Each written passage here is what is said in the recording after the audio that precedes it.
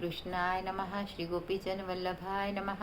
श्रीमदाचार्य चरण कमलेभ्ये नमः। श्री गुसाई जी परम दयालवे नमः। श्री गुरवे नमः। अपने माथे बिराजता सेव्य स्वरूपाय नमः। सर्व वैष्णवने जय श्री कृष्ण। गत विडियोમાં એક કીર્તન ગાવાની કોશિશ કરી હતી। હવે એના જ અનુસંધાનમાં ઉત્સવોના જ અનુસંધાનમાં હજી આપણે આગળ માહિતી મેળવવાની છે। તો મનોરથ એટલે કે આપણા મન ઈચ્છાનુસાર, પણ આપણી ઈચ્છા પણ કોના માટે? પ્રભુ સુખાર્થે। પ્રભુ સુખાર્થે જે કંઈ આપણી ઈચ્છા છે, કામના છે, ઉત્સાહ છે, ઉમંગ છે, એ બધાનો વિનિયોગ પ્રભુની સેવામાં કરવાનો। એવી રીતે એને કહેવાય છે મનોરથ। રાસ પંચાધ્યાયમાં આ મનોરથનું સુંદર વર્ણન કરવામાં આવેલું છે। એ સંસ્કૃતમાં છે, પણ આપણે એનો ગુજરાતી ભાવ જોવાની કોશિશ કરીએ। એટલે કે મુષ્ટિમાર્ગના કોઈ પણ કામના, ઈચ્છા કે આકાંક્ષાની પૂર્તિ માટે પ્રભુને યાચના કરવામાં નથી આવતી। પ્રભુ પૂર્ણ કામ છે અને તેઓ અનંત છે। અનંત ગુણ સામગ્રીઓથી એ આપણા મનોરથ પૂર્ણ કરે જ છે, એવો દૃઢ વિશ્વાસ રાખવામાં આવે છે। એટલે પ્રભુને કોઈ પણ જાતની માગણી પ્રભુ સન્મુખ કરવાની નહીં। પ્રભુ સ્વયં અનંત ગુણ સામગ્રીથી યુક્ત છે અને આપણો મનોરથ એ જરૂર પૂર્ણ કરે જ છે। પુષ્ટિ માર્ગમાં નિત્યના, પર્વના, પછી નૈમિત્તિક, મહોત્સવ, એવા બધા અલગ અલગ આપણે ઉત્સવોના પ્રકાર જોયા। મનોરથ વિશે પણ જોયું। તો આ અનેક પ્રકારે આ બધાનું આયોજન કરવામાં આવતું હોય છે। કેટલાક મનોરથ ઋતુ અનુસાર હોય છે। એટલે કે જો ઉષ્ણકાળ ચાલતો હોય તો આપણે કુંજના મનોરથ કરીએ, ફૂલ મંડલીના મનોરથ કરીએ છીએ, નૌકા વિહાર, જલ વિહારના મનોરથ કરીએ છીએ।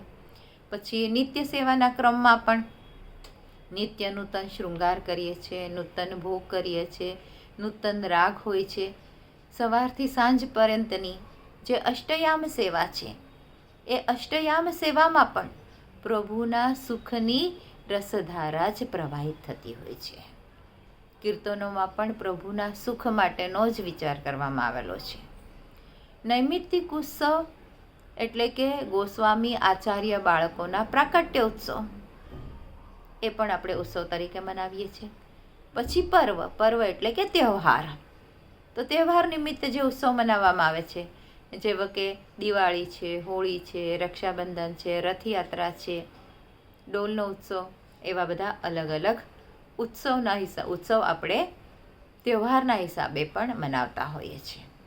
પુષ્ટિ માર્ગીય ઉત્સવનો આધાર શ્રીમદ ભાગવત છે।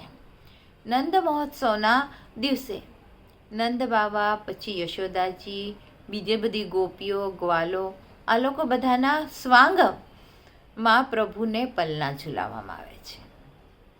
એટલે વલ્લભ કુળના જે પરિવારના બધા સદસ્યો છે, એ આવી રીતે સ્વાંગ રચે છે, એનો વેશ ધારણ કરે છે અને પ્રભુને પલ્લામાં ઝુલાવે છે। અન્નકૂટનો ઉત્સવ એ તો મહાયજ્ઞના રૂપમાં મનાવવામાં આવે છે, જેમાં વિવિધ યજ્ઞ સામગ્રીઓ પ્રભુના સુખાર્થે વિનિયોગ કરવામાં આવે છે। અને કેટલાક બધા ઉત્સવ એવા છે જેની અંદર કલાત્મકતાને પ્રાધાન્ય આપવામાં આવેલું છે, જેવું કે હિંડોળાના ઉત્સવ, સાંજી ઉત્સવ। તો આવા દરેક વસ્તુનું ખૂબ જ પ્રાધાન્ય આપણને જોવા મળે છે। પુષ્ટિ માર્ગીય ઉત્સવ શ્રી કૃષ્ણની વિવિધ લીલાઓનું સ્મરણ કરાવનારા હોય છે। તેમાં રાગ, ભોગ અને શૃંગાર એનું સામંજસ્ય એટલે કે તાલમેલ હોય છે।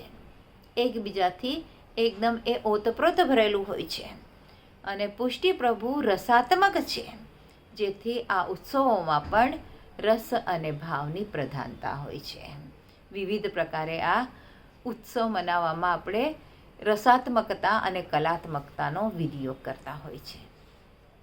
તો જે બધા મુખ્ય ઉત્સવો છે એની ફક્ત આજે આપણે યાદી જોઈશું અને પછી એમાંથી બધા ઉત્સવોની જેટલી કંઈક માહિતી આપણને મેળવતા આવડે એટલી મેળવીશું। તો સૌથી પહેલાં આપણે શરૂઆત કરીએ જન્માષ્ટમીથી। શ્રાવણ વદ આઠમ અને નોમ એટલે કે જન્માષ્ટમી અને નંદ મહોત્સવ. ત્યાર પછી ભાદરવા વદ આઠમ રાધાષ્ટમી.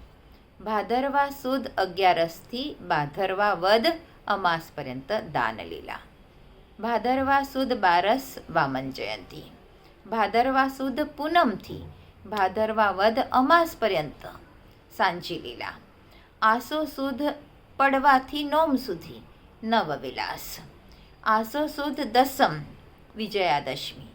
આસો સુદ પૂનમ રાસોત્સવ એટલે કે શરદ પૂર્ણિમા. આસો વદ 14 રૂપ ચતુર્દશી. આસો વદ અમાસ એટલે દીપાવલી, હટડી, કાન જગાઈ. પછી કારતક સુદ પડવો અન્નકૂટ. કારતક સુદ આઠમ ગોપાષ્ટમી. કારતક સુદ એકાદશી એટલે કે પ્રબોધિની એકાદશી.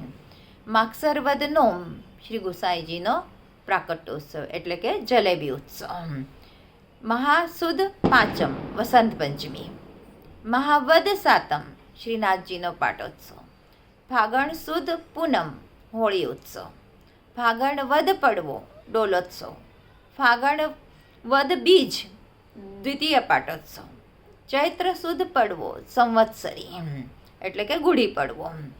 ચૈત્ર સુદ તીજ ગણગોર ઉત્સવ. ચૈત્ર સુદ છઠ યમુનાજીનો પ્રાકટ્યોત્સવ. ચૈત્ર સુદ નોમ રામનવમી. ચૈત્ર વદ એકાદશી શ્રી વલ્લભાચાર્યજીનો પ્રાકટ્યોત્સવ. વૈશાખ સુદ તીજ અક્ષય તૃતીયા ચંદન યાત્રા. વૈશાખ સુદ 14 નરસિંહ જયંતી. જેઠ સુદ પૂનમ સ્નાન યાત્રા. આષાઢ સુદ બીજ રથયાત્રા. આષાઢ વદ બીજથી શ્રાવણ વદ બીજ સુધી હિંડોળા. શ્રાવણ સુદ તીજ ઠકરાણી તીજ. શ્રાવણ સુદ એકાદશી ને બારસ એટલે કે પવિત્રા એકાદશી અને પવિત્રા બારસ. શ્રાવણ સુદ પૂનમ રક્ષાબંધન. આવી રીતે આ મુખ્ય ઉત્સવની આપણે આજે યાદી જોઈએ. આજના મારા વચનોને પ્રભુ ચરણોમાં સમર્પિત કરું છું. કૃષ્ણાર્પણમસ્તુ. જે કાંઈ ભૂલચૂક થઈ હોય તે માટે ક્ષમા ચાહું છું.